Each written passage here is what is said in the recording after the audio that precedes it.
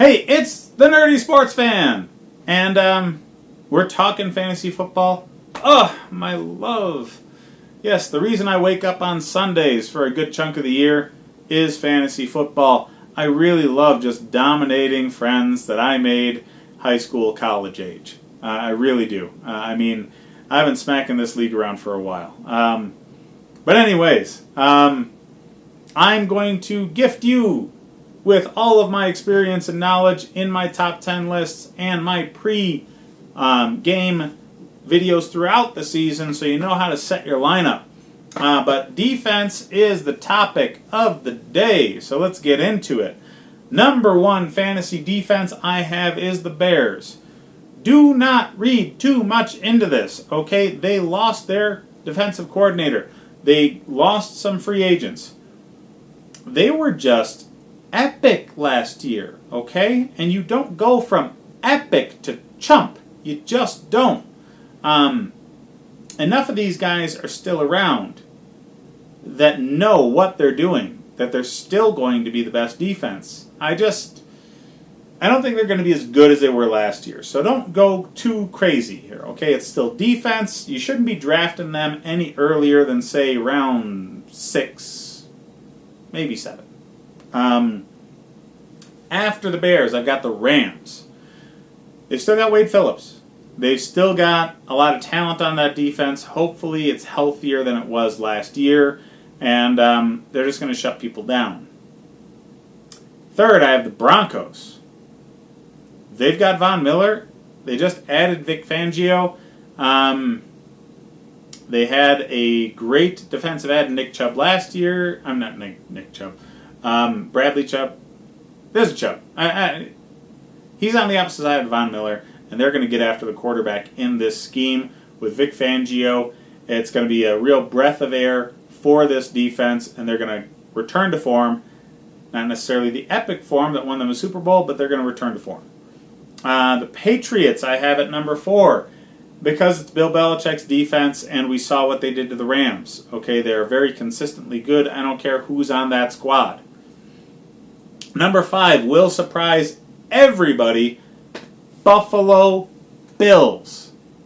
They have, in my mind, the absolute best secondary in the league, led by Trey White and the duo of safeties Micah Hyde and Jordan Poyer. They added Ed Oliver to that line, and their linebackers, I think, are a bit underrated, but they don't have depth there. So if they get injuries at linebacker, they'll go significantly down. But yeah, with an improved, theoretically, offense that stays on the field longer, this defense is going to show you how good they are with much better fantasy production as far as turnovers and less points allowed. Number 6, I got the Texans. They still have J.J. Watt last I checked, and as long as they don't trade Jadeveon Clowney and they actually sign him, this defense is still going to be pretty damn good. After them, I have the Seahawks. They would have been better, but they traded away their best defensive lineman. So, yeah, it is what it is there. I was, on my list, going to put the Vikings here, but I'm changing my mind in the middle of the video. After the Seahawks, I have the Chiefs. This goes against conventional wisdom. It's their first year with this defensive coordinator, and really because they have a pinball machine of an offense, a lot of teams are going to have the opportunity to score points on them because they just get the ball back so quickly. But yeah, they really upgraded this defensive front. Okay? They got a monster from Seattle at defensive end, and I think the 4-3 changeover is going to be good for them. I think teams trying to keep up with their offense are going to be prone to throwing interceptions to this defensive secondary, in spite of the fact that they're pretty much bums.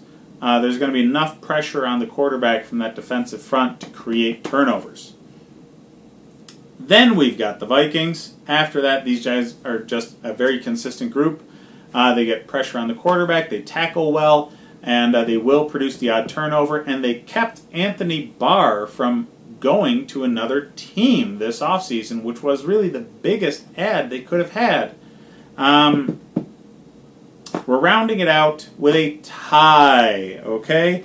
At my number 10 position, I have a tie between the Steelers and the Packers.